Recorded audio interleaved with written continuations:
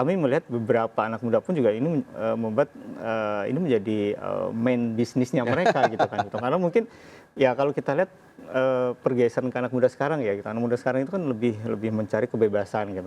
Dia tidak mau terikat oleh katakanlah aturan kerja kantoran, dia ingin bebas dan sebagainya kan gitu. Terus kemudian kapan aja bisa liburan, kapan aja bisa kerja kan gitu, sesuai dengan yang dia mau kan gitu. Sehingga ya, mereka melihat dengan berinvestasi di saham toh juga nggak terbatas oleh waktu gitu kan, nggak terbatas oleh ikatan kantor juga kan, bisa dilakukan trading dimanapun kan gitu. Jadi itu yang mungkin banyak anak muda akhirnya masuk ke pasar modal. Oke, baik, tentu kita harapkan ini masih terus berlanjut begitu ya, antusiasmenya bisa berlanjut di tahun 2026 seiring dengan peningkatan jumlah investor, transaksinya juga meningkat dari waktu ke waktu.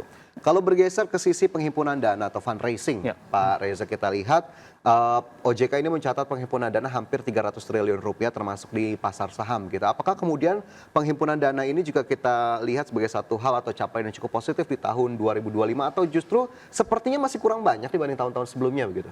Ya, tentu kalau kita katakan kurang banyak ya, tentu setiap tahun kan kita ingin ada peningkatan ya. Gitu. Tapi saya pikir pencapaian di tahun 2005 ini juga sudah cukup bagus ya. Gitu. Artinya dengan penghimpunan dana yang lebih dari 200 triliun tersebut, saya pikir ini artinya kita melihat gini, banyak pelaku pasar yang mau untuk masuk ke market ya. Gitu. Nah, artinya kalau kita lihat penghimpunan dana berarti kan setiap kali ada IPO saham atau IPO obligasi ini pasti akan terserap gitu kan itu. Nah, bagaimana supaya terserap, pasti banyak pelaku pasar yang berinvestasi atau banyak pelaku pasar yang membeli efek yang di IPO-kan tersebut gitu. Dan ini efeknya juga sangat bagus gitu. Nah, beda halnya kalau misalkan ada suatu calon emiten memberikan saham atau obligasi katakan tidak terserap. Nah, ini mungkin patut dipertanyakan kan, apakah dari sisi emiten yang kurang bagus atau dari sisi katakanlah demand-nya nih, pelaku pasar yang memang tidak mengerti untuk dia bisa berinvestasi di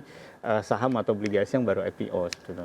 Oke, nanti kita gali lebih lanjut. Saham-saham IPO juga menarik ternyata di tahun 2025, tapi saya ingin ke sektor perbankan terlebih dahulu. Pak Reza tadi juga sudah saya sampaikan, KSEI ternyata menyatakan sektor perbankan masih menjadi penyumbang dividen terbesar di tahun 2023, pemirsa, 80,3 triliun rupiah. Tapi pertanyaannya di sini adalah, apakah besarnya sumbangan dividen perbankan di tahun 2025 ini sejalan dengan performa saham-saham perbankan di tahun kemarin?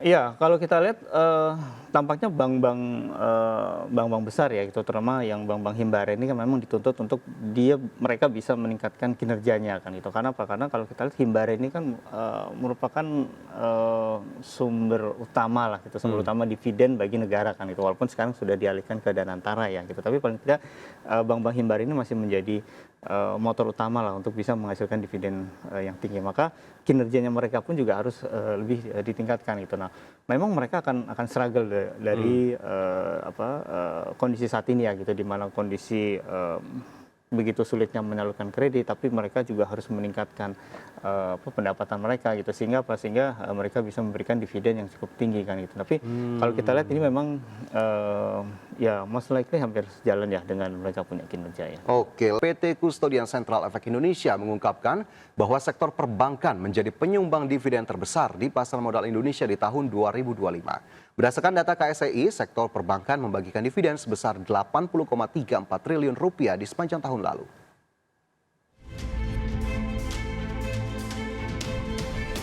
PT Custodian Central Efek Indonesia mengungkapkan bahwa sektor perbankan menjadi penyumbang dividen terbesar di pasar modal Indonesia sepanjang tahun 2025.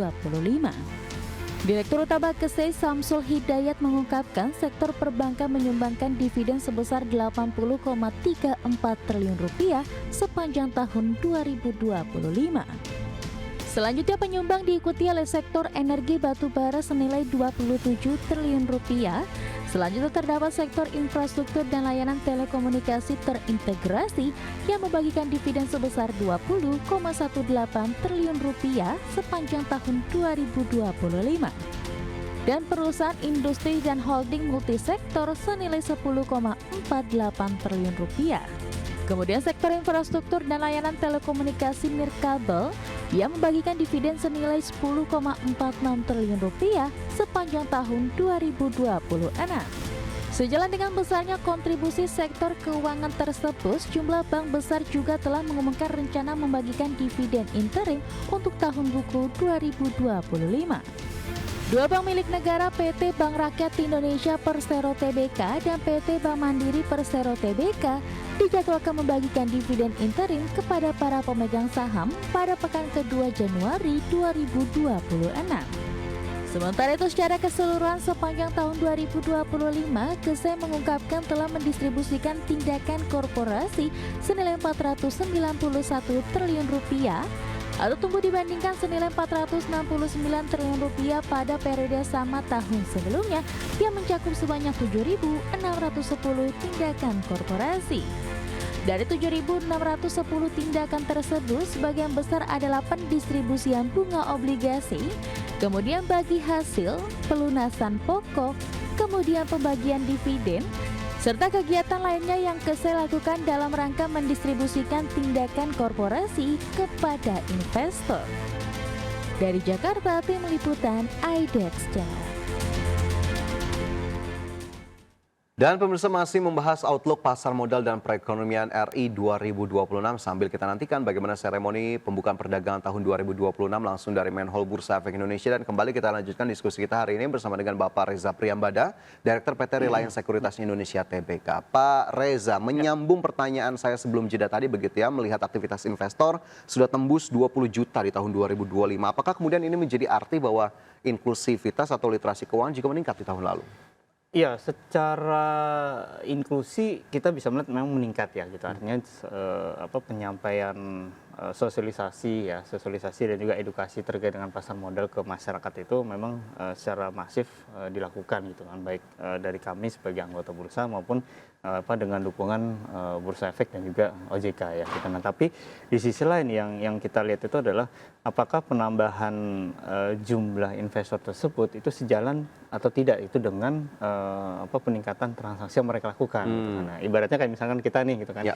Kita mungkin katakanlah kita mungkin orang awam gitu kan. Terus kita buka akun di sekuritas kan gitu. Nah, secara jumlah memang meningkat kan gitu. Tapi ketika kita buka akun di sekuritas tapi mereka tidak trading, nah itu kan jadi problem berikutnya kan gitu. Nah, itu yang justru kita lihat gitu. Makanya kami di Reliance itu kita memang tidak terlalu mengejar pertumbuhan yang terlalu signifikan, tapi kita lebih mengejar dari sisi kualitas gitu kan. Jadi ketika ada calon nasabah yang membuka akun, kita harus memastikan gitu apakah dia ada keinginan untuk berinvestasi atau hanya sekedar buka akun seperti itu.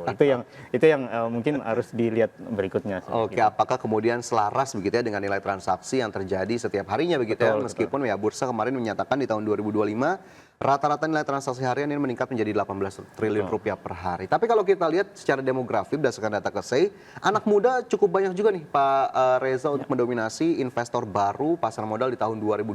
Sebetulnya kalau mungkin bisa dikulik atau mungkin Reliance pernah melakukan pengamatan sendiri. Kenapa kemudian akhirnya anak muda cenderung antusias begitu ya untuk kemudian masuk ke pasar modal apalagi saham di tahun 2025 kemarin?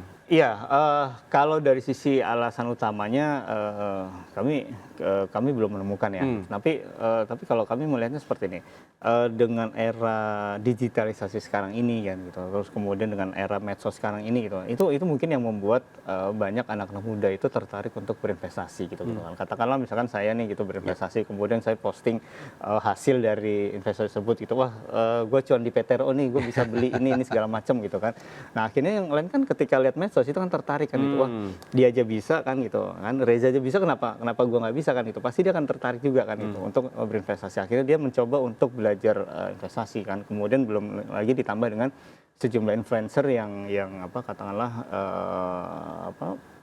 banyak mensosialisasikan terkait dengan, makanya kan kalau kita lihat dari OJK maupun dari bursa itu kan memang ingin menggandeng influencer gitu. Dan di sisi lain juga influencer ini juga mereka ingin ada sertifikasi kan itu, sehingga mereka bisa memberikan edukasi yang baik di masyarakat, sehingga pertumbuhan dari sisi jumlah investor pun juga akan terinklusi dengan baik ya, seperti itu. Oke, jadi memang banyak faktor yang kemudian akhirnya mendorong ya anak-anak muda di luar sana kemudian kian berani berinvestasi di pasar modal terutama saham, karena memang saya sendiri menemukan begitu ya Pak Reza, obrolan-obrolan seputar investasi saham ternyata sudah cukup familiar begitu ya di kalangan anak muda, sehingga akhirnya ini juga bisa memunculkan bahwa ya berarti memang sosialisasi yang dilakukan oleh anggota Bursa Efek Indonesia dan OJK ini sepertinya cukup mengena juga. Betul. Di Dan kalangan sebelumnya anak kan muda. kalau kita lihat memang apa ya, yang namanya trading atau investasi di saham, di obligasi reksadana itu mungkin buat anak-anak muda itu lebih kepada passive income kan gitu. Tapi kami melihat beberapa anak muda pun juga ini membuat ini menjadi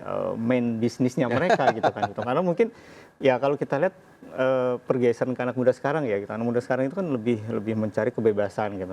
Dia tidak mau terikat oleh apa namanya, katakanlah aturan kerja kantoran, dia ingin bebas dan sebagainya kan gitu. Terus kemudian kapan aja bisa liburan, kapan aja bisa apa kerja kan gitu, sesuai dengan yang dia mau kan gitu. Sehingga ya, mereka melihat dengan berinvestasi di saham, toh juga gua nggak terbatas oleh waktu gitu kan, nggak terbatas oleh apa ikatan kantor juga kan, bisa dilakukan trading dimanapun kan gitu. Jadi itu yang mungkin banyak anak muda akhirnya masuk ke pasar modal. Oke, baik, tentu kita harapkan ini masih terus berlanjut begitu ya, antusiasmenya bisa berlanjut di tahun 2026 seiring dengan peningkatan jumlah investor, transaksinya juga meningkat dari waktu ke waktu. Kalau bergeser ke sisi penghimpunan dana atau fundraising, Pak Reza, kita lihat OJK ini mencatat penghimpunan dana hampir 300 triliun rupiah termasuk di pasar saham gitu. Apakah kemudian penghimpunan dana ini juga kita lihat sebagai satu hal atau capaian yang cukup positif di tahun 2025 atau justru sepertinya masih kurang banyak dibanding tahun-tahun sebelumnya begitu? Ya, tentu kalau kita katakan kurang banyak ya, tentu setiap tahun kan kita ingin ada peningkatan ya gitu. Tapi saya pikir pencapaian di tahun 2005 ini juga sudah cukup bagus ya gitu. Artinya apa, dengan penghimpunan dana yang lebih dari 200 triliun tersebut, saya pikir ini apa, artinya kita melihat gini, banyak pelaku pasar yang mau untuk masuk ke market ya seperti itu. Nah, artinya kalau kita lihat penghimpunan dana berarti kan setiap kali ada IPO saham atau IPO obligasi ini pasti akan terserap gitu kan itu. Nah, bagaimana supaya terserap, pasti banyak pelaku pasar yang berinvestasi atau banyak yang pelaku pasar yang membeli efek yang di IPO-kan tersebut gitu, dan ini efeknya juga sangat bagus gitu. Nah, beda halnya kalau misalkan ada suatu calon emiten menerbitkan saham atau obligasi katakan tidak terserap, nah ini mungkin patut dipertanyakan kan, apakah dari sisi emiten yang kurang bagus atau dari sisi apa katakanlah demand-nya nih, pelaku pasar yang memang tidak mengerti untuk dia bisa berinvestasi di saham atau obligasi yang baru IPO gitu. Oke, nanti kita gali lebih lanjut. Saham-saham IPO juga menarik ternyata di tahun 2025, tapi saya ingin ke sektor perbankan terlebih dahulu. Pak Reza, tadi juga sudah saya sampaikan, KSEI ternyata menyatakan sektor perbankan masih menjadi penyumbang dividen terbesar di tahun 2023, pemirsa, 80,3 triliun rupiah. Tapi pertanyaannya di sini adalah, apakah besarnya sumbangan dividen perbankan di tahun 2025 ini sejalan dengan performa saham-saham perbankan di tahun kemarin? Iya, kalau kita lihat tampaknya bank-bank besar ya, gitu, terutama yang bank-bank himbara ini kan memang dituntut untuk mereka bisa meningkatkan kinerjanya kan itu. Karena apa? Karena kalau kita lihat himbara ini kan merupakan sumber utama lah gitu, sumber utama dividen bagi negara kan itu. Walaupun sekarang sudah dialihkan ke Danantara ya gitu, tapi paling tidak bank-bank himbara ini masih menjadi motor utama lah untuk bisa menghasilkan dividen yang tinggi. Maka kinerjanya mereka pun juga harus lebih ditingkatkan gitu. Nah, memang mereka akan struggle dari kondisi saat ini ya gitu, di mana kondisi begitu sulitnya menyalurkan kredit, tapi mereka juga harus meningkatkan pendapatan mereka gitu, sehingga mereka bisa memberikan dividen yang cukup tinggi kan gitu. Tapi kalau kita lihat ini memang ya most likely hampir sejalan ya dengan mereka punya kinerja ya.